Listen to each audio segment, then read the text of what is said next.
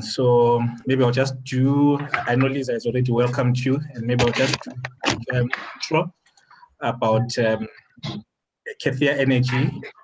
We are a distributor of solar PV products, both commercial, industrial, as well as residential. We started our residential business unit sometime last year.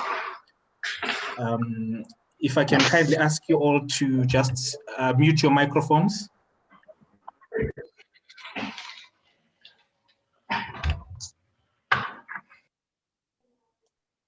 Okay, thank you.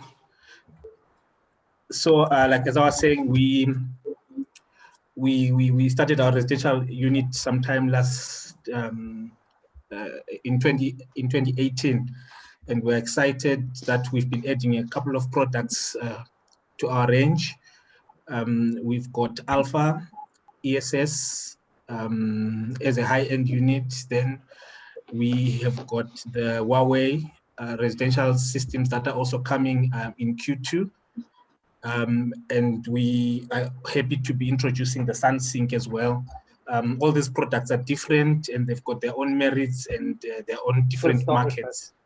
Sorry. No, we'll check again. I'll see you again. No, you run first. Cheers. Sorry, Adrian, please mute your microphone. Adrian, please mute your microphone. So the webinar that we'll be having today is just an overview of the Sunsynk, as well as just a brief technical training as well for the Sunsynk inverter. So Brian is the one that's going to be doing the presentation. Brian, you can go ahead and share your screen and start. Thank you. So what you can be doing, if you've got any questions, just throw them on the chat box, and we will respond to them at the end so that we just don't disturb the flow. And if you've got any other questions that you want to ask in person, just note them down and then we'll respond to them as soon as Brian finishes his presentation. Thank you. Please keep your microphones muted so that we don't get any feedback. Thank you. Good day, everyone. I'll quickly share my screen.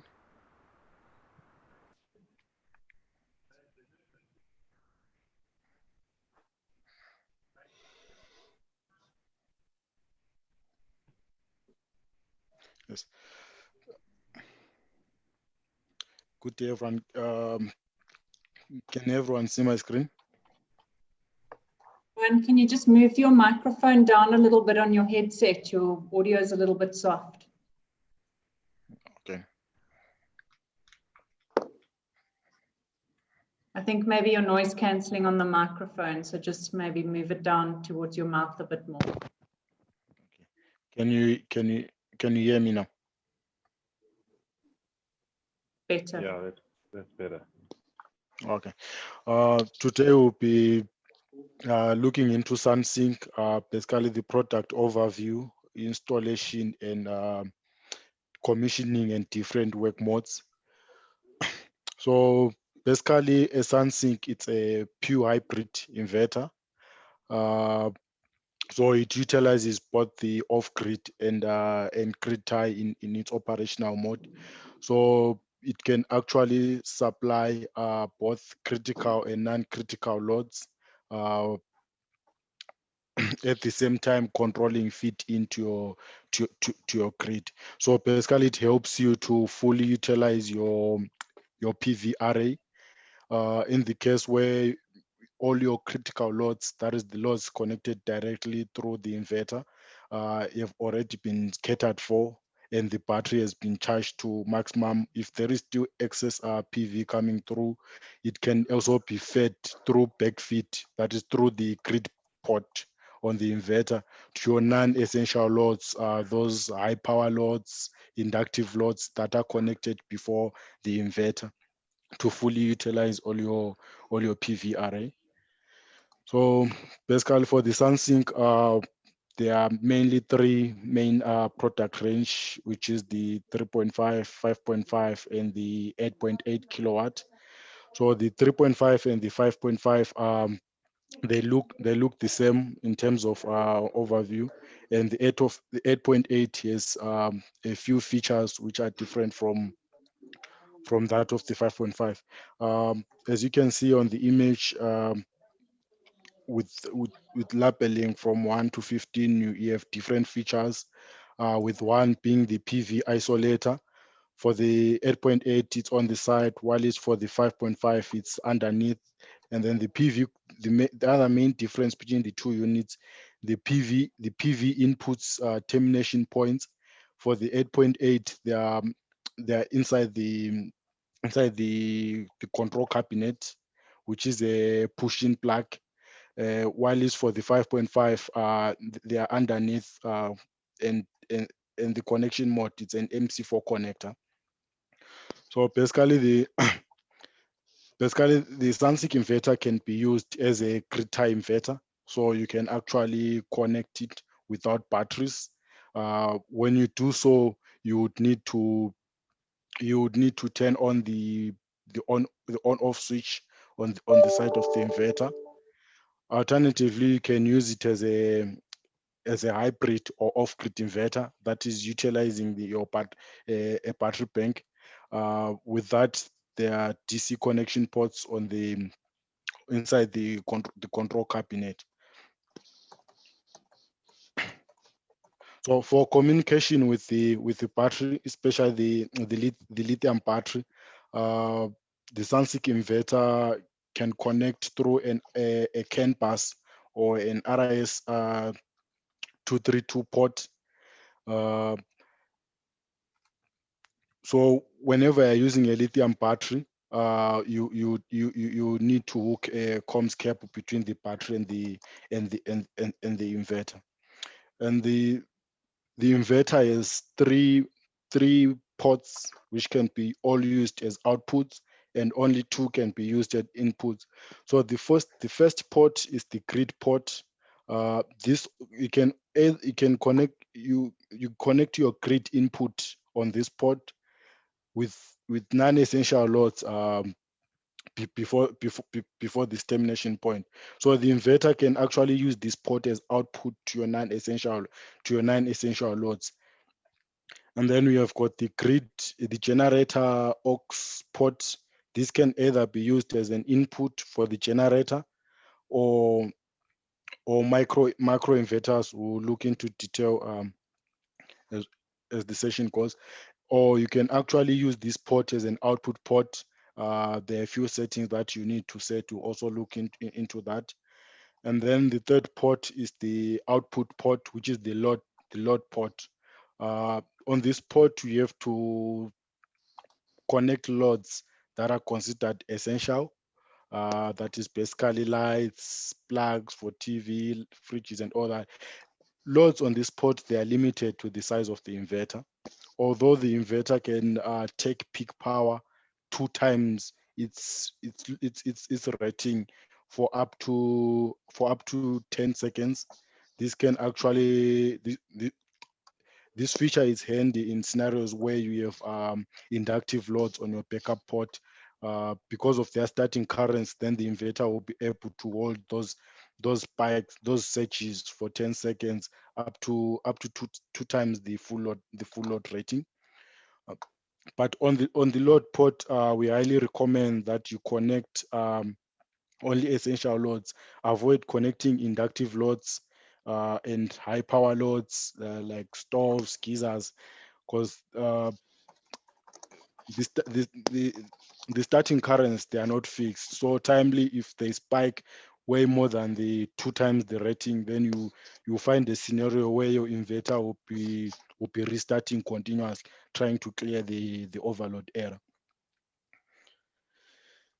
And then so the inverter's most the good thing about it's easy and simple.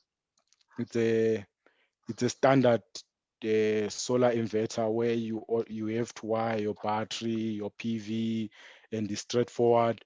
And it supports Wi-Fi and GSM for remote monitoring.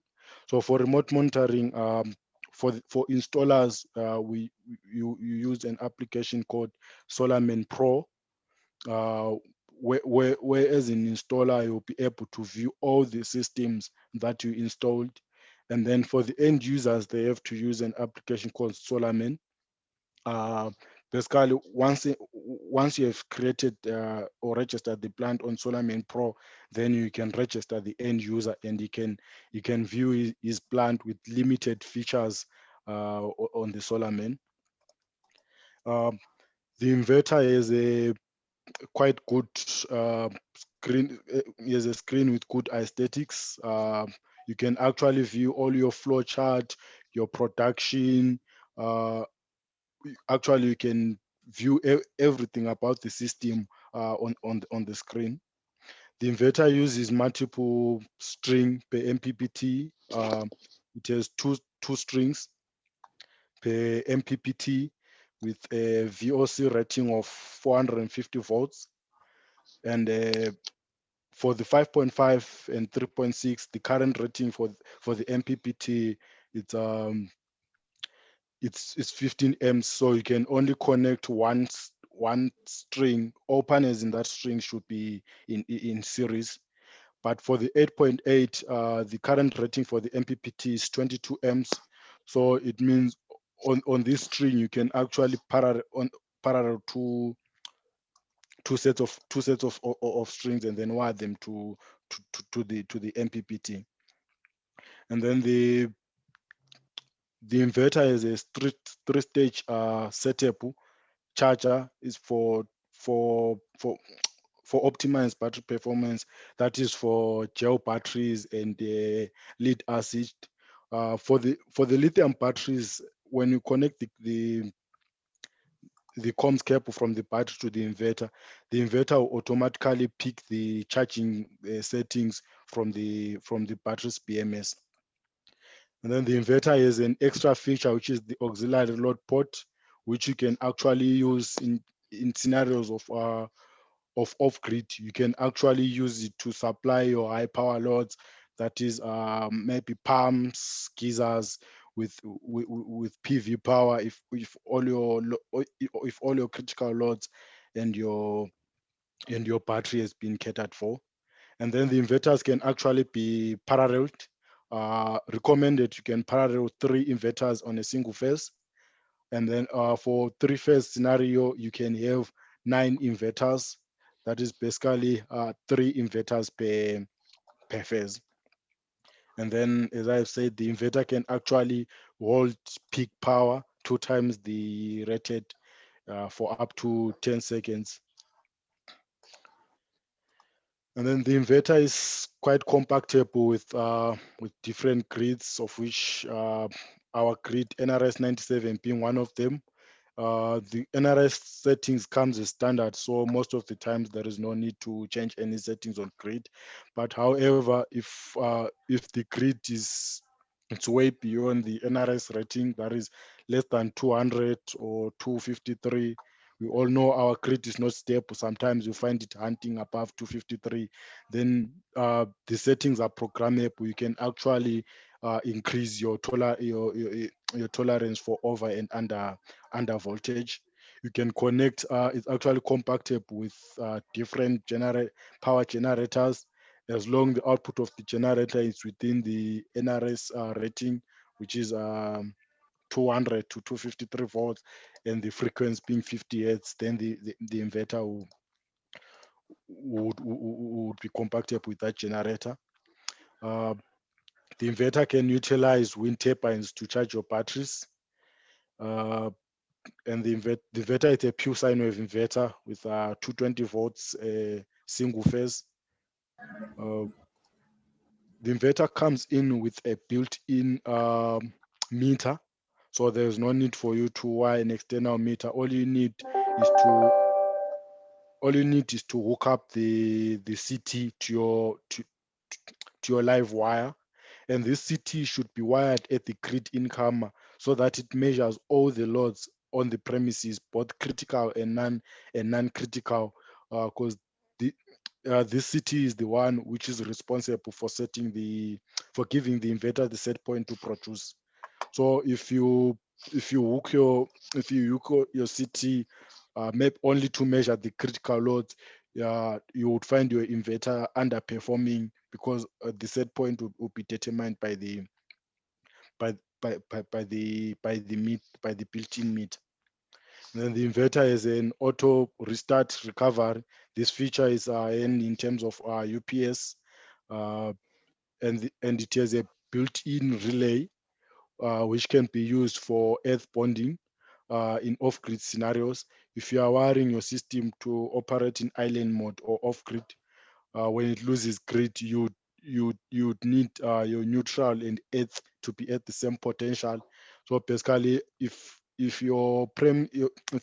premise set up, yes, the earth and the neutral at different potential, when the inverter is operating on off-grid mode, that is when it doesn't have grid, then you would need to bond your earth. You would need to bond your earth and neutral through a relay. So it is a built-in relay which will provide 220 volts, which can be wired through a relay to bond the two wires. And then the inverter is fully programmable. It actually gives the installer or end user the freedom to set his preferential power. You can set your priority whether to charge the battery or to draw from the battery, or to use the grid first to supply your loads. So it gives the installer the freedom, or the end user the freedom to control his system. And then as I've said, the inverter can be used as a grid tie, as an off grid, or as a UPS that is without any PV. You can actually program your charging. You can set. Oh, sorry, I lost my screen sharing. Let me reshare. Okay. Yeah. The Okay, wait. Okay, yeah, the inverter you can actually configure it for different charging. You can select when to charge your batteries from the grid at preferred time zones. We'll look into that in detail as well.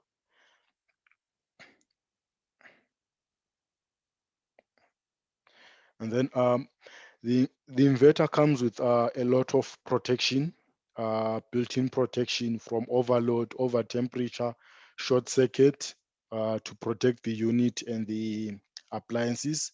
It has a built-in arc protection of up to 80 meters string length. It can detect whether positive to ground, positive to negative, negative to ground PV arcs, and then it will actually shut down the inverter and protect the end user and the unit.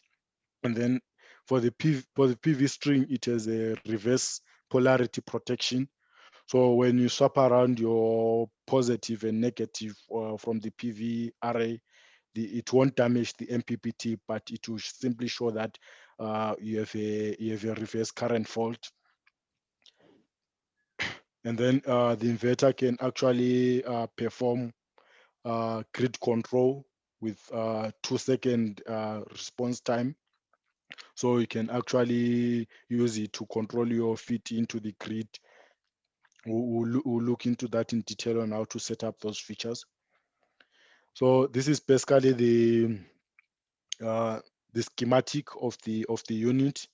As you can see from left to right, you have your two MPPTs with 2 strings per MPPT, and then wired through a DC SPD, which is a type 2.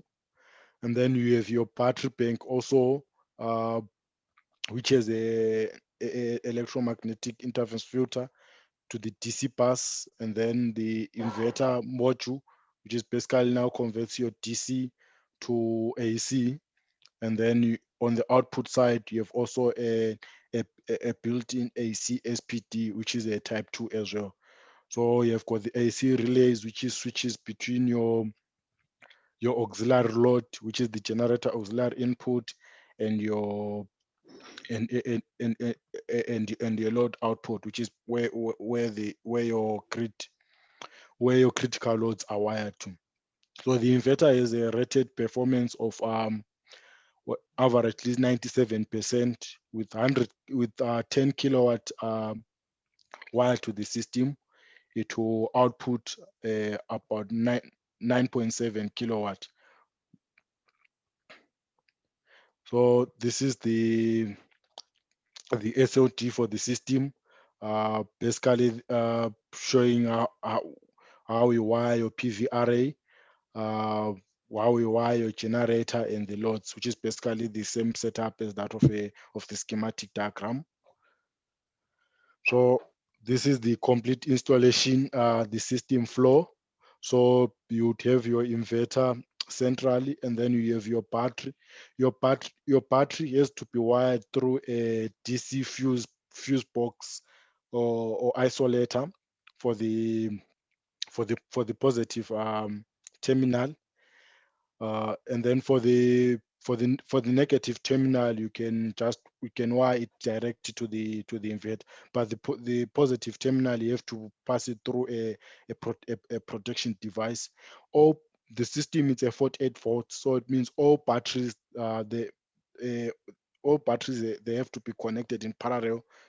That is 48 volt batteries. They have to be connected in parallel, and then from this bus, then you can just tap your positive through a protection fuse box to your inverter. Your string will be wired to the inverter. For the 8.8 kilowatt, as I've said, it's a 22 MPPT, so you can wire two strings to one MPPT. So if you intend to do so, there will be need for a combiner box to merge your two strings, a 2-to-1 combiner box, or pass it through a protection box, basically with edge leakage and fuses as well. And then for your loads, for your grid input to the inverter, you have to hook your CT soon after your mains meter. That is the ESCOM meter. Soon after, then you just clip your CT meter. The CT meter comes with a 10-meter cable length. It can be extended to 20, but you have to use the same cable size and type. It's a copper cable, a 1.5 millimeter. And then to wire your grid to the grid input of the inverter, you need to pass it through a AC protection device, basically an isolator or a breaker. And then the same for the inverter output, you have to pass it through an AC isolator or breaker before you supply your loads. So this is basically the SOT for the inverter. So installing the inverter. On mounting, the inverter uses inverter. It's an IP65 rating. Both the 5 kilowatt and the 8 kilowatt, they're both IP65, so they can be installed outdoor. However, you should make sure that there is enough ventilation. If not so, an aircon or extraction fan should be installed to avoid, so that there is air circulation.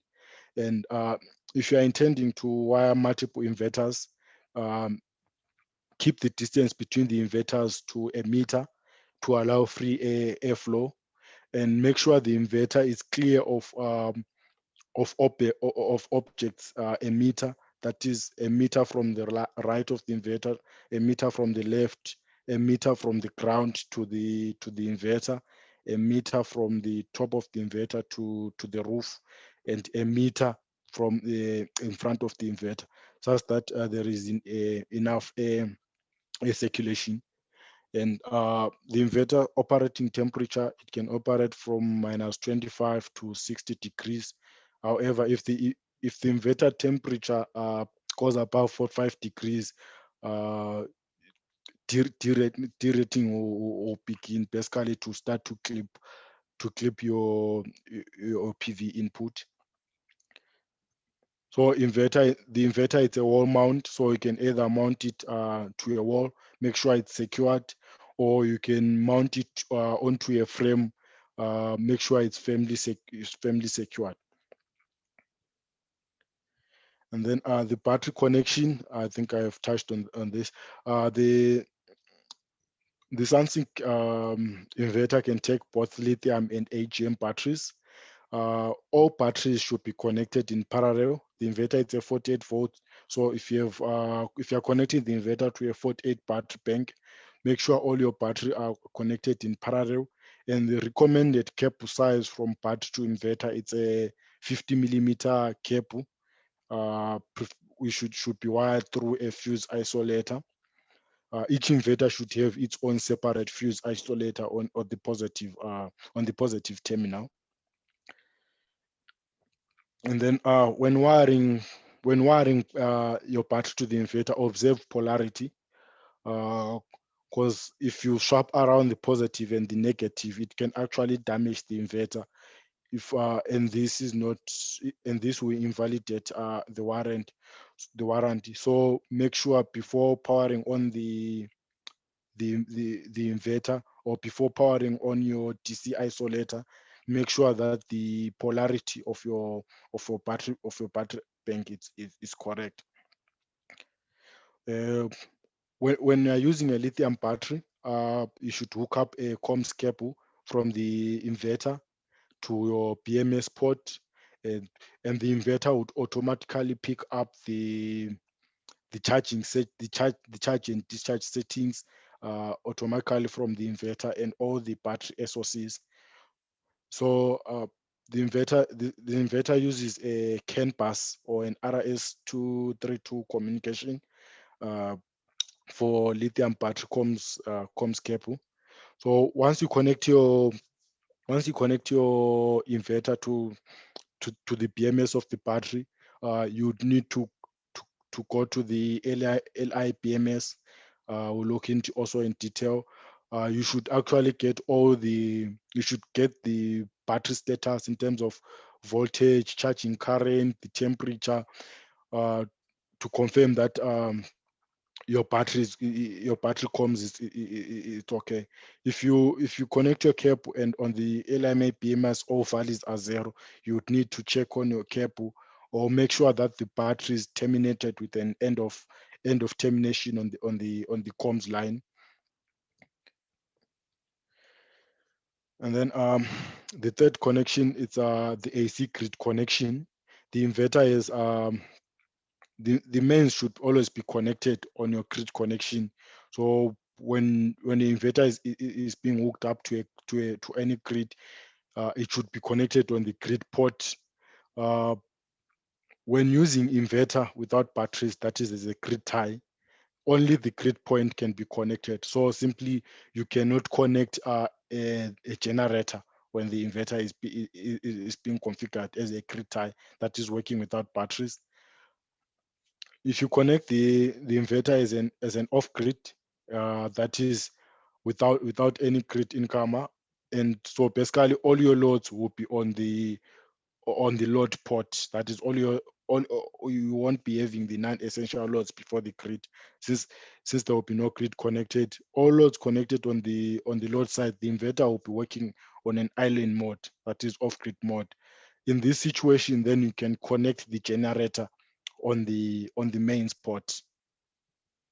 And so when your inverter is an off grid, the generator, you would need to connect it as on the grid port, so it will basically act as a grid.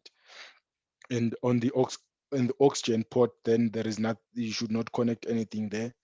The same when the inverters, they are in parallel mode, you cannot use the oxygen port. So when the inverter is in parallel, you cannot connect a generator to it. And then when connecting to the grid, make sure that the coil, which is the CT sensor, is hooked up to the live wire of the system, and make sure it's hooked to measure all loads, that both critical and non-critical, because it is the one that gives the set point for the inverter to produce. So, and then the inverter, the MPPTs of the inverter, A separate DC circuit board, as I've said, should be installed between the inverter and the PV modules. If you are paralleling your strings, you need a 2-to-1 combiner box and a protection box for fuses. That's for isolation and protection. Make sure you do not connect your modules for possible current leakage. That is, make sure that your PV arrays, your negative and your positive, they are not grounded. And also make sure panels, strings connected to the same MPPTs have the same number of panels to avoid leakage current. And when connecting on the MPPTs, take note of the open circuit voltage. The inverter is an open circuit voltage of 450 volts. And make sure that your array is above the minimum MPPT rating. To power on the MPPTs, they need at least 150 volts from the PV array. And then the display, Sunsynk have one of the best displays for inverters in their range. You can actually perform all functions, get all the necessary details that you need to know about the system on the display. So the home page of the display, the home screen will displays basically the customer name, and then we have the gear-like icon to access settings. That's where we do some of the programming, and then it has a system flow chart where on default it will display a bar graph which shows your production for your production, your battery, like cumulative for the day. And then there are four dial-up icons for your solar solar values, your AC grid, your battery status, your grid status. So to access these values, more detailed readings, you just click on the dial-ups. So this is basically what the homepage displays. That's what we just covered earlier. And then you can access what they call the status page. Basically, it gives all detailed readings for grid, inverter, your solar, your battery, your load. To access this, you would need to tap on the battery and AC, on either the battery or the AC or the AC load page. Then it will display a page like the one displayed here, where you get your battery, power, voltage, current. The same for grid. You get your power, your voltage, your frequency, your status of your MPPTs, the inverter power. That is the power inverted either from the battery or the PV. And then if you to access the system flow, you need to tap on the flow on the bar chart on the home page. Then it will display a system flow chart. So here basically you would view the flow of power from your grid to your loads. Well, how much power is coming in from each MPPT combined to the inverter, the status of the battery, and the amount of power being drawn or being used to charge the battery. So you can actually identify which section of the system is it's underperforming and which sets of loads are drawing much power. And then for the setup and programming, you would need to access the settings page, which is the gear-like icon on the top right of the home screen. So if you tap on that, you would access a page like the one displayed on the screen now. So you have your basic settings. So on your basic settings, on the basic settings, you set your time, your customer name. On your battery, then you can set your battery charge and discharge settings, and then you have your grid. So usually on grid, there is nothing to set because the grid settings as default, they come with standard of NRS 97. And then on system mode, that's where we do much of the tailored programming. We'll look into that in detail. And then the LI BMS page, the one here you access your lithium battery status. So when you have a lithium battery and the COMSCAPE is wired, you need to come to this page to make sure that you are getting all the comms from your BMS battery, and the system would actually pick all the charging discharge settings from this LI BMS. And then for fault codes, whenever you have a fault code for historic and active faults, they are logged in on fault codes a page. And then if you are to configure your aux port, either for generator or as an output port, you access it on the aux load port. And we'll also look into that in detail. To configure your inverters in parallel, it can be done in advance. We'll also look into that in detail. So basically that's what we're talking about, the settings, the programming settings page. And then on system mode, that's where we do much of the programming for optimum system performance. So here the installer or end user can actually set his systems to work in his preferred way. By default, the system charges the battery first. After charging the battery, when the battery is full, then it supplies the load. So if you intend to have load as priority, you would need to tick on the lower tab, which priority load. So once you activate priority load, what the system will do, it will first supply your loads, both critical and non-critical. If there is excess, charges your battery. If there is excess, then you can feed back to the grid if you are allowed to. And then so on zero export on item 1, if you don't intend to feed back to the grid, you need to select on the tick on this icon. So the system basically would perform zero export and not feedback power to the grid.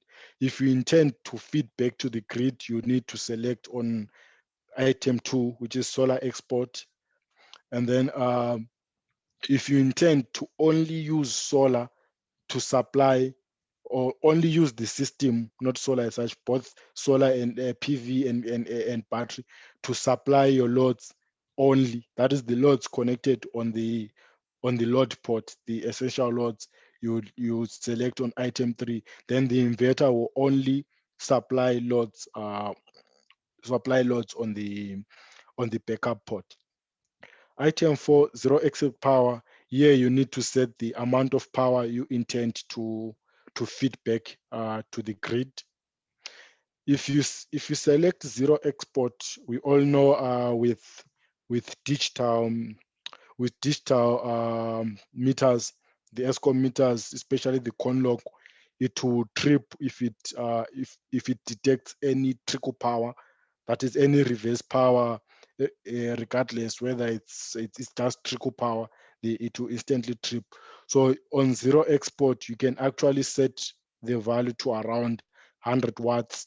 Then the system would always make sure it would draw 100 watts from the grid. Then it means when there is a trickle power of less than 100, it won't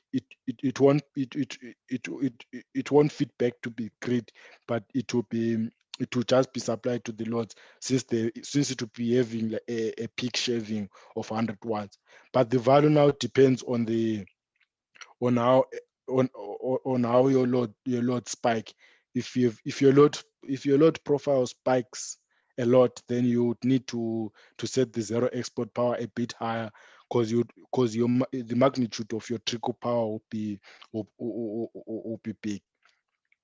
And then the maximum cell power is the power that you set for the inverter to produce. So by default, when you have a 8 kilowatt inverter, you need to set the value at 8.8 kilowatt. Then the inverter will produce 8.8. But in some instances where you would like to limit your inverter, let's say you have an 8 kilowatt, but you would like to inverter to only produce 5 kilowatt, then you can just set 5. In such scenarios where you have overcurrent scenarios, then you can actually limit your inverter production to any value less than the rated. And then the user timer. So you can actually set your system to discharge and charge to certain SOCs, like state of charge of the battery for different time zones. So you would select user timer, then from there, then you need to select different time zones. We'll quickly look into that in detail as well. So you can actually set your inverter, let's say from 12 midnight to 6 in the morning, to keep an SOC, let's say of 50%. And then if it's less than 50%, then you can select whether to charge from grid or generator during this time. If the generator and the grid columns are not ticked, then the inverter would assume during that time it's supposed to discharge the battery to the specified SOC with it is specified peak power. So we'll quickly look into that in detail as well. So this is basically what I've been explaining. And then the operations mode. First, we'll look at the on-grid inverter with no PV. So when you configure the inverter without PV, so basically your source of battery charging will be your grid. This is much common in scenarios where you would need to charge your batteries during standard hours and then discharge your battery at peak hours, because the tariffs at peak hours, they're quite higher than standard. Yeah, so most people would prefer to charge their battery at night and then discharge it during the day when when tariffs are a bit higher during peak hours. So basically you connect the inverter to your grid and then make sure the CT is connected correctly. Then you can connect both your essential and non-essential loads, with essential loads being within the rating of the inverter. So once you want to configure your system to charge during the night and discharge during the day, on setup page, this is basically how your setup page will look like without with just two settings. So basically here, so on the time when you're setting your system mode, your time zones, for instance, in this case, it's 12 o'clock midnight. The inverter is supposed to charge, because we ticked the column for grid and generator. So the inverter at this time, it will make sure that it will maintain an SOC of 100. If it's less than, then it will charge it using either of the two sources to 100% at a charge power of 2 kilowatt. So basically, it simply means from 12 midnight to 6 in the morning, the system will charge the battery at 2 kilowatt up until 100 SOC. From 6, since we don't have any time zone underneath, from 6 right around to 12 midnight, the system would discharge.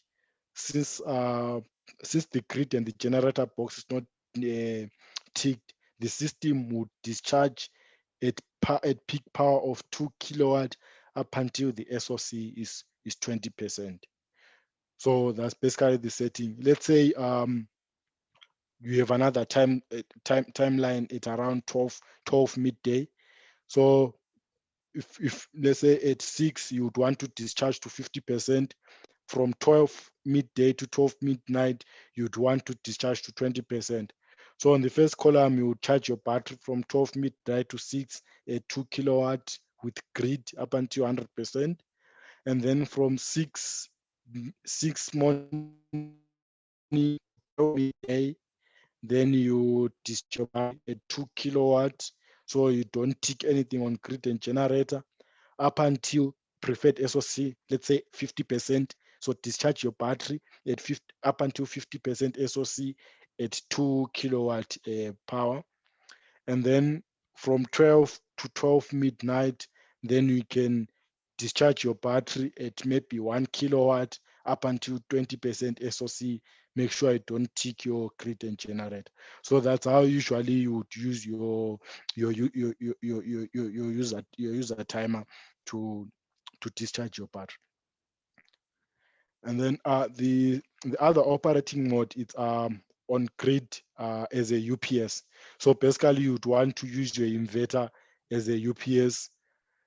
So to set up this page, basically you would need your grid to charge your battery, and then you would need only the inverter to only supply loads connected on the backup on the backup port, on the load port. That is your loads that you want to provide backup to. So it means all your loads that you intend to use as on UPS, you configure them on, or you connect them on the load port, and then you wire your grid in the normal setup with the CT. The inverter, it has a changeover from grid to island mode of 20 milliseconds. So if you are watching your TV, it mustn't switch off. So it should actually provide uninterrupted power supply to your loads. That is on the load port. And the load rating, it's limited to the rating of the inverter. So to set up this page, because you would need your inverter to use grid to supply your loads any time of the day. But as soon as it loses grid, you would need the inverter to use the battery to supply your loads, right? So in this case, you wouldn't want your battery to export, so you would need to set your zero export, because you want to keep the battery for uninterrupted supply to the loads. And then you need to select limit to loads only. So it means the inverter would only use grid power to supply the load port. So it wouldn't use your battery to supply the non-essential loads. It will only use the battery to supply the loads connected on the backup on the backup port. And as soon as you lose this grid, the inverter would automatically provide an uninterrupted power supply to your loads on the backup port. So the maximum cell power is the rating of the inverter. In this diagram, we are referring to a 3.5. So you just set the maximum rating of the inverter, and then for zero export, to make sure that to avoid trickle power tripping your mains meter, then you can set a zero export power of around 100 watts. So in this case, you would want your inverter to supply maximum power to your loads at any time of the day, and use the battery, the grid, to charge your battery at any time of the day, so you don't tick your user time. And then when we integrating the inverter with the generator, the inverter is a built-in generator integration. So you can connect your generator directly to the inverter. There is no need for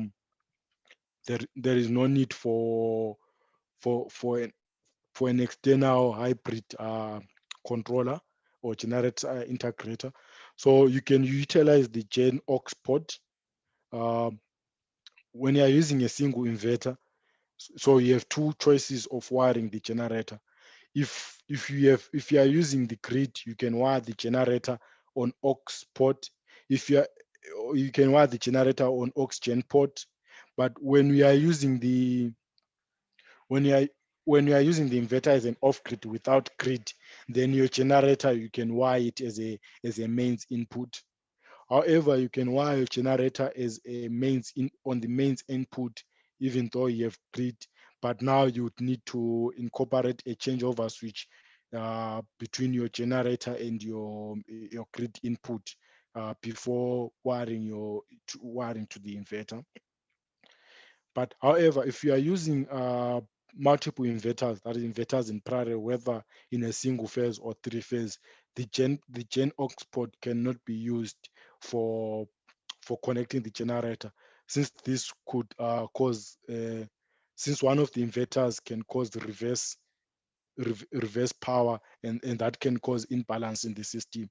So when you are using multiple inverters, you should not connect anything on the gen aux port. So the system is an output for ATS. So it can you can use the ATS function to automatically start your generators when the batteries are low or flat. So we look into, you just need to set on the controller at what battery SOC should the ATS activate the generator to come on to supply the loads and charge the battery as well. So for the 3.3 and 5 kilowatts, the termination point is on the far left. So on the top low connector, that's where you are your generator ATS, as you can see on the diagram. And then on the same on the 8.8 kilowatt, the ATS, it's actually a 24-volt signal from the system is wired to the ATS of the generator. Or you can use the 220 volts ATS function as well to power up your generator. The ATS function also can be used to bond your neutral and your and your earth in when the inverter is operating in off-grid mode. So when you are using a generator, then you would need to go to settings page, and then on battery charge, tick to show that you would need your generator to charge, tick for generator signal, and then then the system would give an ATS signal when the batteries are low.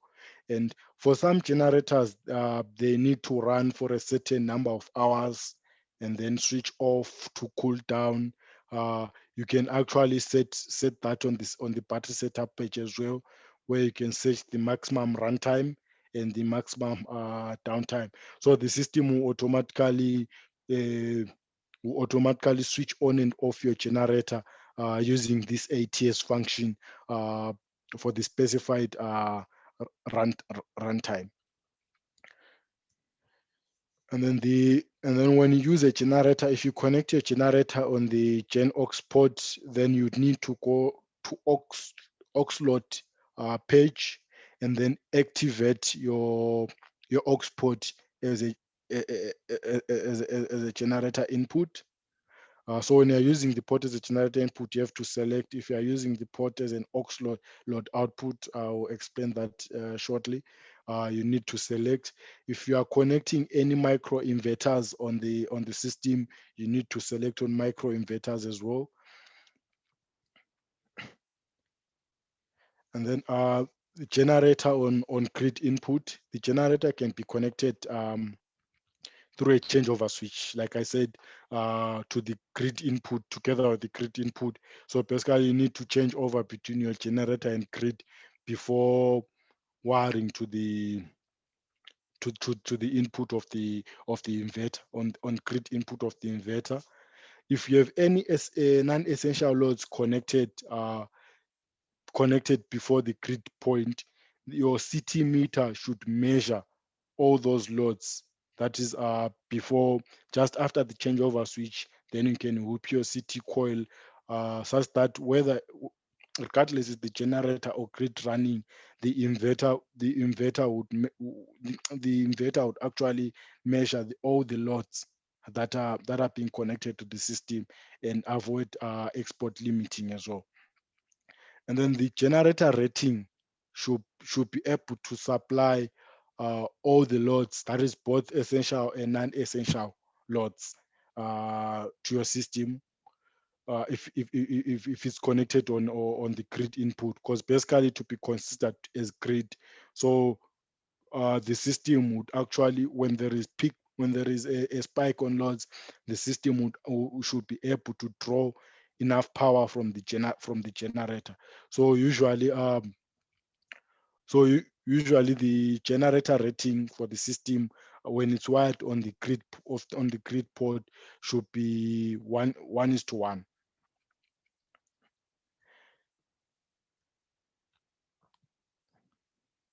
And then in some instances where the generator cannot supply the surge power, one inverter can be used as a generator charger. So basically, a standalone inverter can be installed and the generator is wired as a grid input. So this inverter will be responsible for charging the battery bank, and then all other inverters will be responsible for supplying the loads. So if your generator size is smaller than the load requirement, then you can dedicate one inverter to be a charger that's basically charging your battery bank, and then other inverters will be tapping from the battery bank.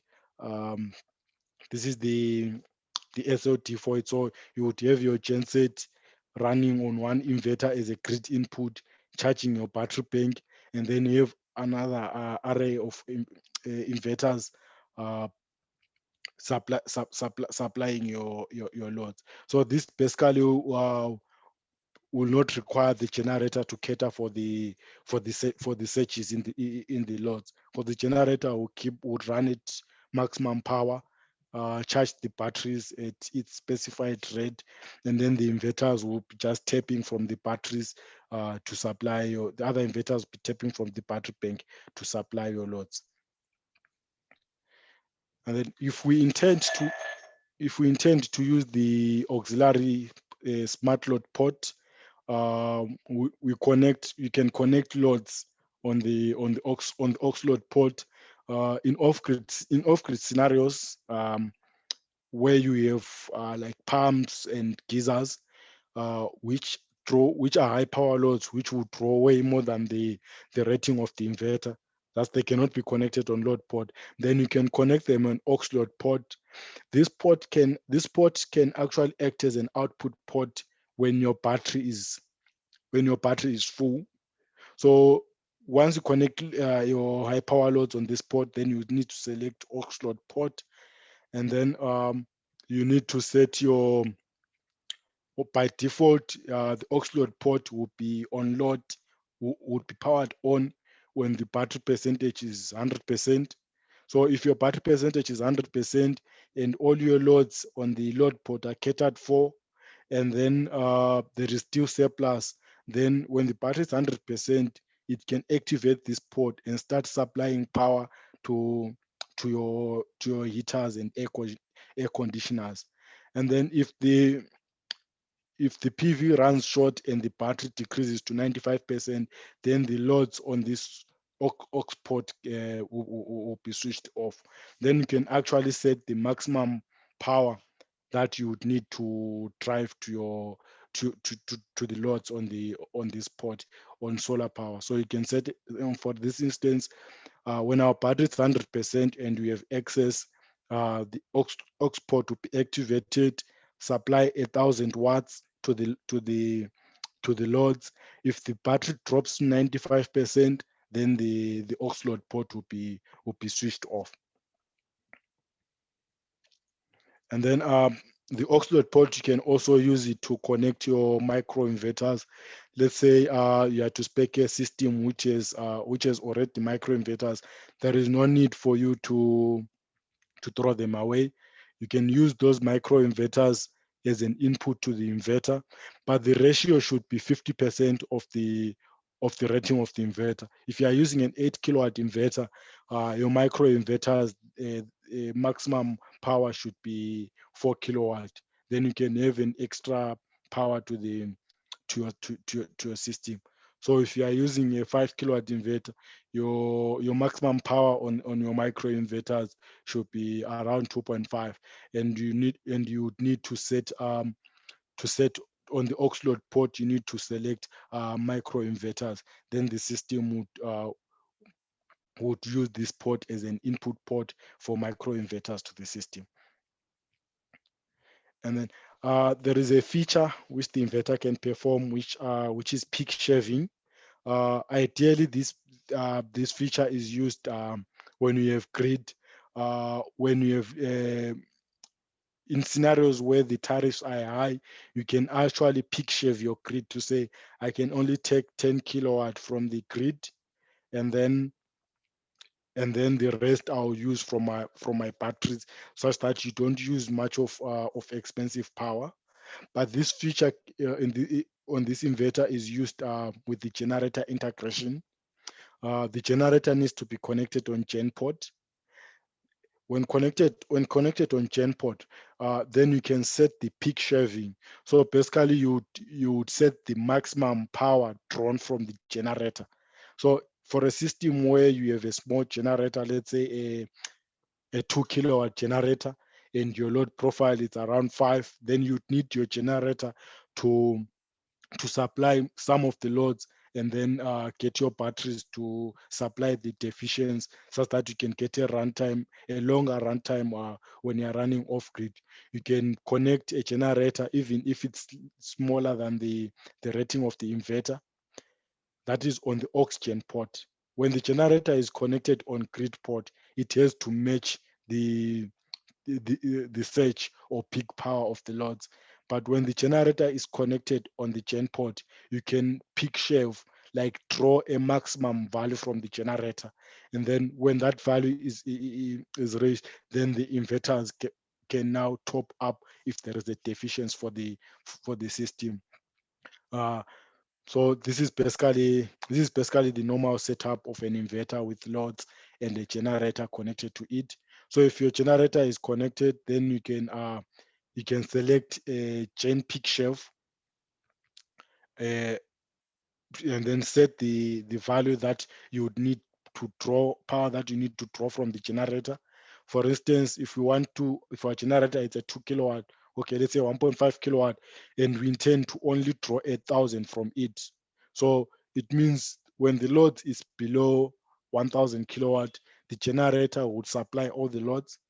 If the loads exceed 1,000, let's say they are 1.5 kilowatt, so the generator will supply 1,000, and then the inverter would supply the balance, which is the 500. So this actually helps you to use a smaller size of generator with your system.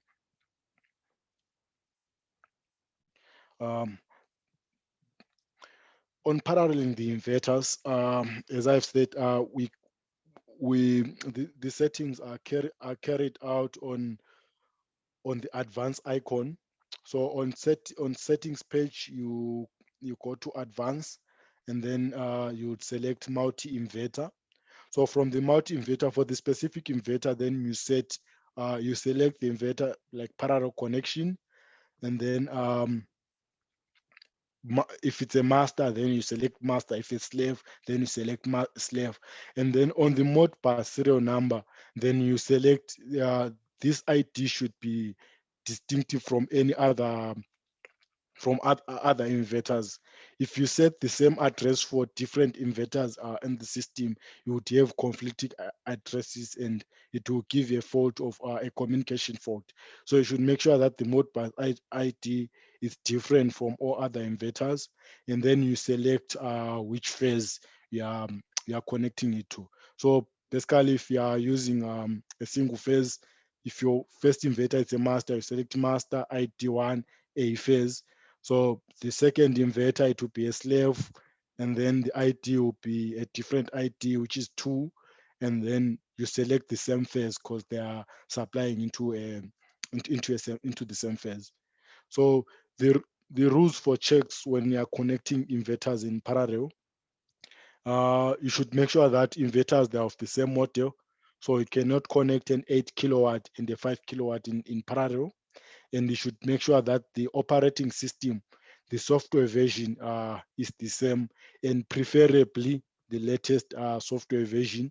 So you can quickly check with us for the latest software version, but you have to make sure that all inverters are on the same software version and they're of the same model. And then you would need to go to advanced page, select your settings, parallel, set the master slave, set the ID, and to which phase is it connected to. And then make sure you have good communication between all inverters. So preferably keep the communication loop as short as possible, but at the same time, make sure that your inverters, they are a meter apart from each other, and preferably keep the central inverter as master. So you would have your central inverter as master. If you have three inverters, your central inverter will be master, and then you'll be having 2 slabs on either side of it. Keep a meter between them, and then try and make the communication cable as short as possible. So basically, you would have one master and all other inverter slaves, and then each, like I've said, each inverter should have its own unique mode bus, and then each inverter would need a separate data logger. So each inverter would push data to the server individually. So each inverter should have a data logger, whether it's a Wi-Fi or a GMS. And in this scenario, you would need one CT coil to the master inverter. All slave inverters, there is no need for a CT coil. So you would only need one coil for the master inverter.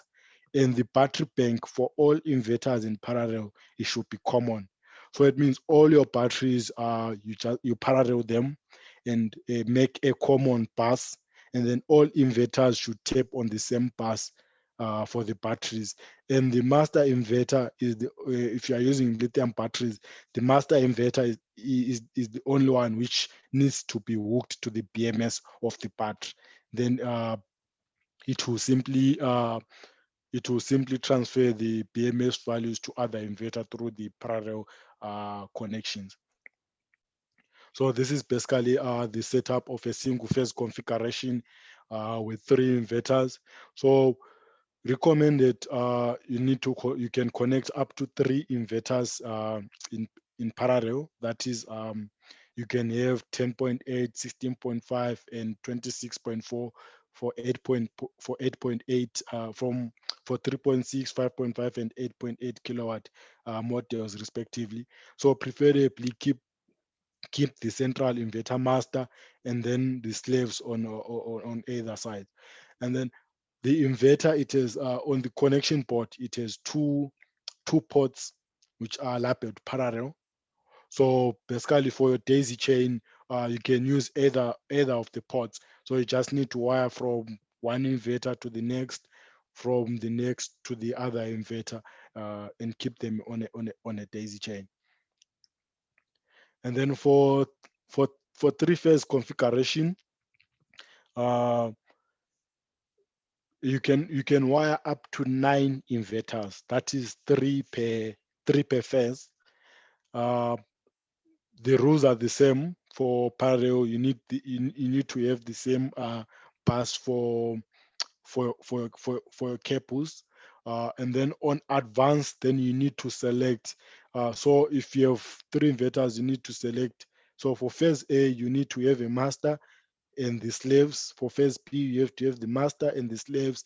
But if you are having one inverter on each phase, so basically you'd have all your inverters will be master. So if you have a master for phase A, master for phase B, and master for phase C. And each inverter should have a unique Modbus ID. And on parallel connection, each inverter should have a DC isolation or protection on the on the on the DC battery cables. On your positive DC battery cable, you should have an isolator for each individual inverter, and you would need one CT coil for each master for each phase. So you'd need a red, yellow, blue. You would need a CT for each of the masters. So basically the rules for configuration, they're the same. So basically you have a single phase, 3 inverters, and then 3 inverters on each phase. We can go up to 3 inverters on each phase. So these are one of the common troubleshooting fault codes and recovery suggestions. They are supplied with the manual. The manual that is supplied with the inverter, they are listed on the last pages of the manual. So when the inverter is a fault, it would display a fault, and you can access this fault on settings, fault codes. So this is the description. This is some of the description of the fault codes. So if you have inverters in parallel, or if you change the work mode of the inverter, if you are to change the phase, anything, you need to make sure that you change while the inverter is off. If you change while the inverter is running, it will give you an F13 fault, which is a working mode change. Basically, you change the mode while it's working. So you get different faults, which are basically the same faults with the solar industry, like the parallel communication cable fault. If your cables are not properly connected, the DC bus unbalanced. If you have your battery bank separate from for L1 and L2, and the inverters can detect different voltages, then they'll give you a DC bus bar unbalanced. And then insulation impedance, make sure your inverter is properly earthed, or else it will give the fault. And then you've got AC leakage current or overcurrent. Usually if you have an external earth leakage, it will trip. However, the inverter is installed with a 30 milliamp earth leakage, which it will trip internally and give the fault as well. And then, so basically the faults, this is just a glimpse of it. There are quite a number. They are listed on the manual with their description and recovery suggestion. So for our Sunsynk product, we supply with a Freedom 1 battery. So the Sunsynk inverter, it's compatible with the Freedom 1 battery. It's a locally manufactured battery, and so it has different product portfolio, from home, which is the basic battery size for backup setups, and up to business, which is big storage batteries. So the battery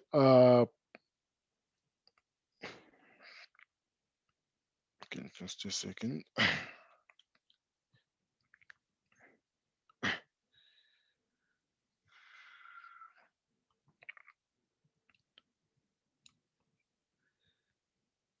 So this is how the battery looks like. It has in front, it has 4 distinct features.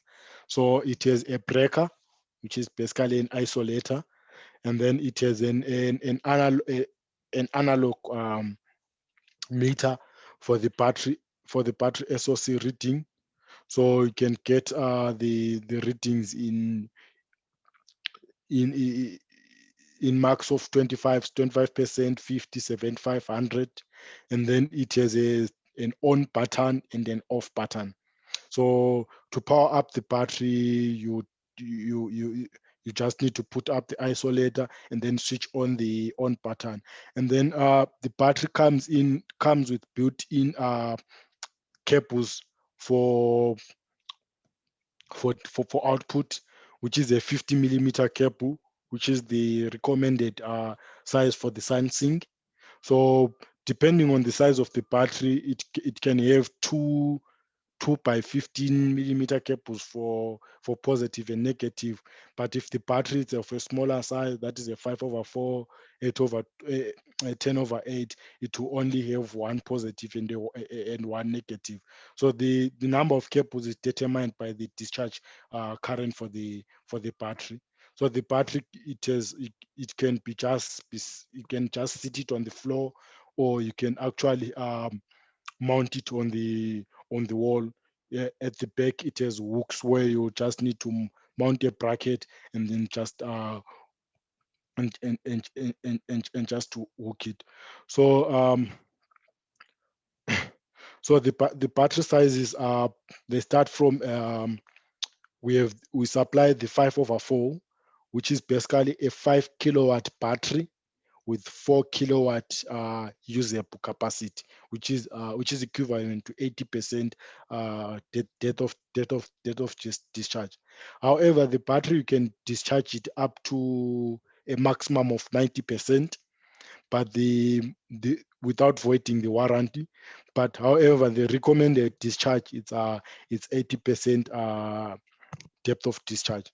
So we have the 5/4, we have the 10/8, which is basically a 10 kilowatt battery with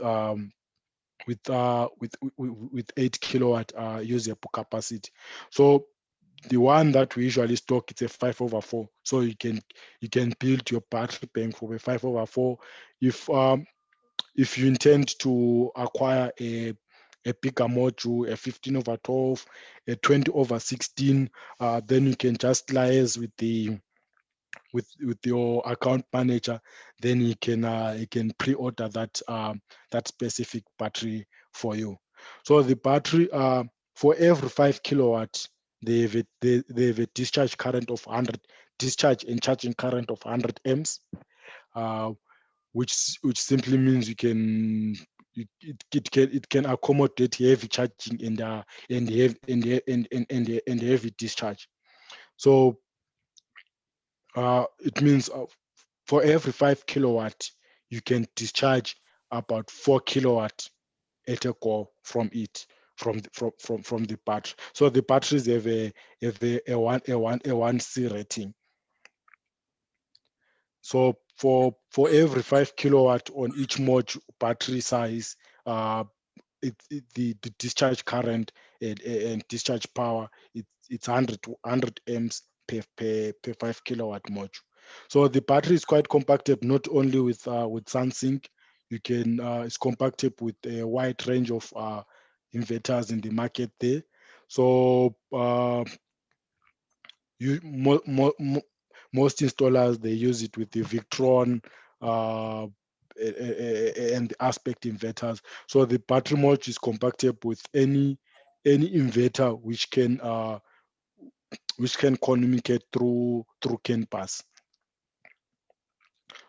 And the battery it's quite heavy. It has good aesthetics, so you can just put it in the house to look like furniture.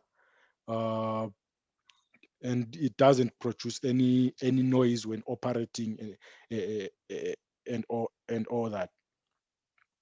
So that's the battery that we supply mainly with our Sunsynk.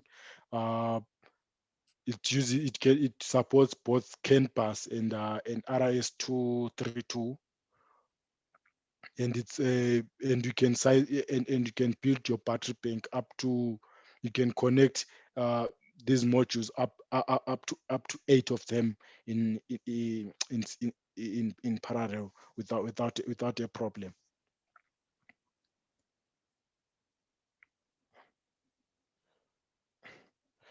So that's basically much all about our training today. Thank you so much for listening.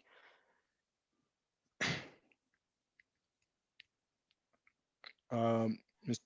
Tuba, are there any questions on the chat box? Yeah, I think we have responded to most of the questions on the chat box.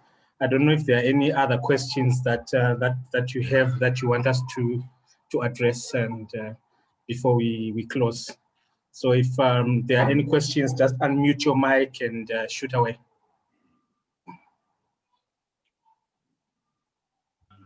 Hey Tuba, Marius here. Just tell me on YouTube, is there any other links that we can maybe just get a bit more in-depth knowledge on the different modes and the actual settings of that modes? And then obviously the paralleling of the systems. Is there currently any systems running that we can maybe have like as a reference, or if you guys can give us some bit more in-depth training on the paralleling side of things as well, please? Okay, we will share the, I think when we're sharing the whole training package, what we'll do is we'll also include the installer manual. It's a bit more detailed, and unfortunately we don't have any videos. We are also working on a showroom at our offices. We already have a demo unit. We're just waiting for one of our contractors to finish the stand. So COVID regulations permitting, you can also come to our offices and play around with the unit and test the unit before you install it.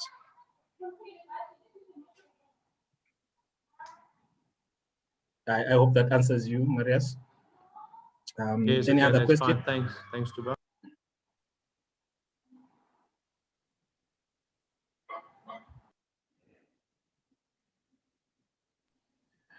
Okay, I'll take it that there are no more questions. Okay, there's another one that just popped in here. Says, hi, can two separate inverters be connected to two battery banks via a common bar? Via Yes, common bus bar, yeah. Yes, when you are connecting more than one inverter, like two inverters in parallel, your bus bar has your battery. You have to tap on the same bus bar. So for your battery bank, you need to create a common bus bar, and all inverters are supposed to tap there. So that's how the configuration is supposed to be. Yeah, but I'm actually looking to have the two inverters not connected in parallel, just the batteries. Just the batteries. Yeah. No, you cannot, because the inverter would need a communication from the battery, and the battery can only provide if it's a lithium battery, then it can only provide one communication line. But Yeah, if you are using let's say I've got 4 pylon tech batteries, yes, two connected in parallel and the other 2 connected in parallel. The output of those 2 go to a common bus bar. Then from the bus bar, it splits up to the 2 inverters. So inverter 1 would have its own BMS cable to the one bank of batteries, and the second inverter its own BMS cable to the second bank. So you're saying you've got 2 separate battery banks connected to 2 separate inverters. Their BMS, yes, the output of the batteries goes to a bus bar, but then the BMS is the BMS cables go to separate inverters. Batteries. Yeah. Yes. And you want to parallel them and connect them to like one phase? No, each inverter will have its own phase, because one's going to one flatlet and the other inverter will supply a different flat or building. And why would you want to use a common bus? Why not just take the output of that particular inverter to that particular phase that you want to feed to? That's a fair question, because that then, if I have a common bus bar for the batteries, if one property is using slightly more power than the other property, they'll be able to share all 4 batteries. No, they won't, because one inverter is connected to a separate phase. I don't know. I've never come across that that configuration. Sorry. yeah. But for that configuration, I've never come across it, but we are likely to have communication problems, because let's say one bank is showing that it's lower, but the inverter can still draw power. So the Yes. inverter would have like what the BMS is supplying the inverter and the performance of the inverter, then there will be mismatch there. Okay, so it's better to not put in the bus bar and have one inverter, 2 batteries, second inverter with its 2 batteries, and keep them separate. Yes, and fit in separate phases. Yeah. Okay, no, that's fine. Cool. Thank you very much. No.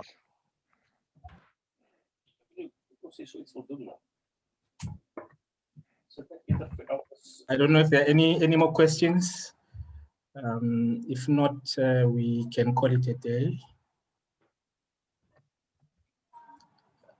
Right. So if you have any questions, please feel free to email us or email any of your account managers.